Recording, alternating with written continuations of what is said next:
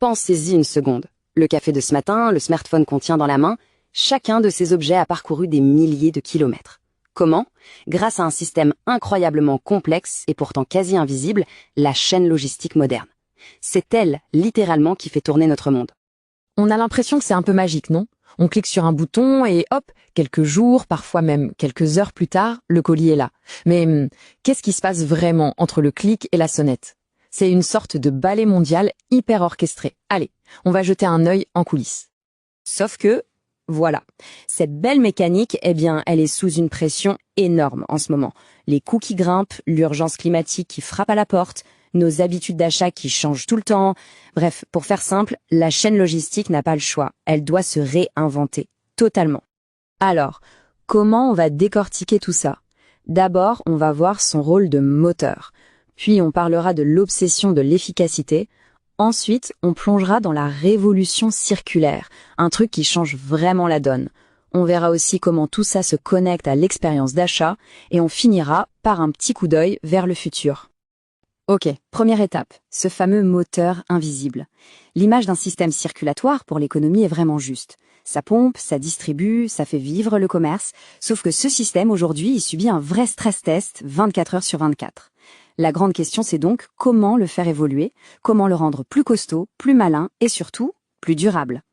Et ça nous amène direct au cœur du sujet, l'impératif d'efficacité. Aujourd'hui, faire bouger un produit d'un point A à un point B, ça ne suffit plus du tout, non. Le but du jeu, c'est que le camion qui le transporte soit plein à craquer, qu'il prenne le chemin le plus intelligent et surtout, qu'il ne rentre pas à vide. C'est ça le nerf de la guerre.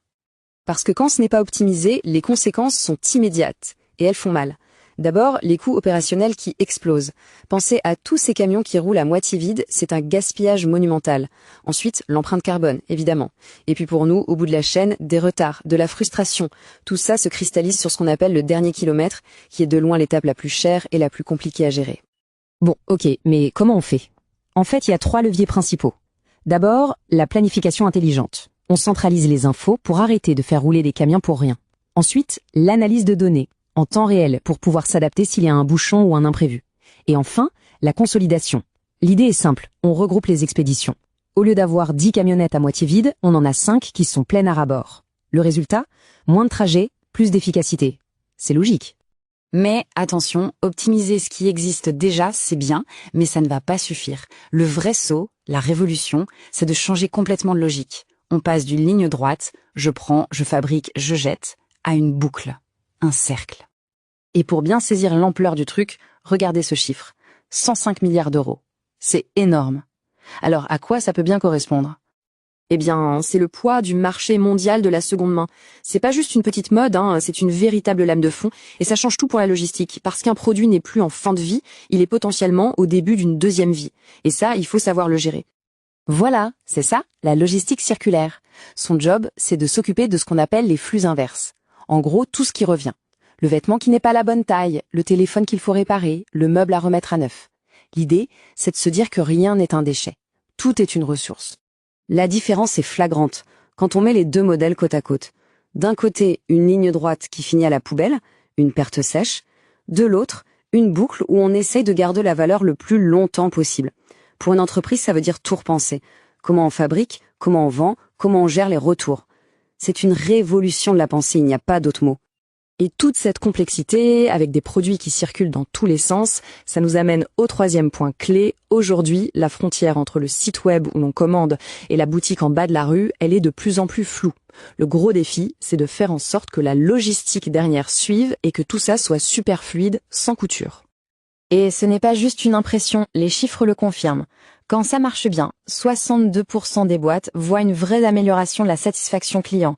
Et, point super important, 60% arrivent à éviter le truc le plus rageant qui soit, voir un produit en stock sur le site et arriver en magasin pour s'entendre dire « Ah non, désolé, on ne l'a plus ». Il suffit de penser à un achat récent. On a peut-être repéré le produit en ligne, puis on est allé l'essayer en boutique pour finalement l'acheter sur une appli mobile. Et peut-être le renvoyer par la poste. C'est devenu normal. Mais pour que ce soit normal, il faut une logistique de fer derrière, qui gère ce parcours sans le moindre accroc. Et là-dedans, la gestion des retours, c'est vraiment le point névralgique. Tenez-vous bien. Dans certains secteurs comme la mode, le taux de retour peut grimper jusqu'à 30%. 30%, imaginez le volume. 100 produits qui partent, 30 qui reviennent. Si la logistique inverse n'est pas au top, ça devient un gouffre financier et un casse-tête sans nom. Alors la solution qui émerge, c'est la transformation du magasin physique. Ce n'est plus juste un endroit où l'on achète des choses, ça devient un mini-entrepôt, un vrai hub logistique. C'est là qu'on vient chercher sa commande en click and collect, c'est de là que partent les livraisons pour le quartier, et c'est aussi là qu'on peut retourner un article acheté en ligne. Le magasin est au cœur du réacteur. Ok, alors récapitulons.